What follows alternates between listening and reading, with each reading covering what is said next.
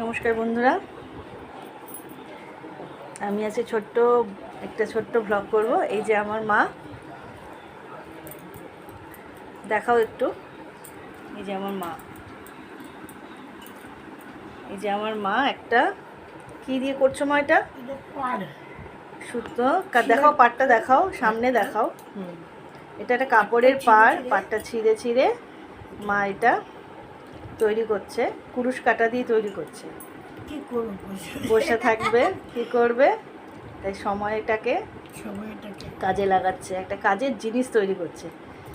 এখন কাপড়টা তো ফেলে দিতে হতো, ভেবেছে কাপড়ের পাড়টা শক্ত আছে, পাড়টা দিয়ে একটা কাজে লাগানো যাক।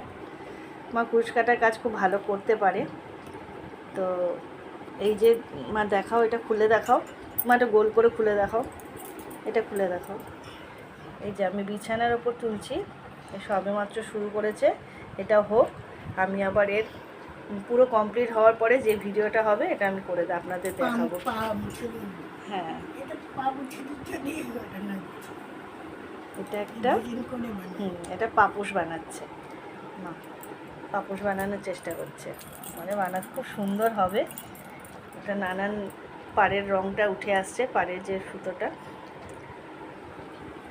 ঠিক আছে বন্ধুরা, আমি এই ছোট্ট ব্লগটা করলাম আপনাদের কাছে এই কারণেই যে মা একটা অনেক আশা নিয়ে এটা করছে, আনন্দে করছে, ওই জন্য ওটা আমার করতে খুব ভালো লাগলো। আপনাদেরকে একটু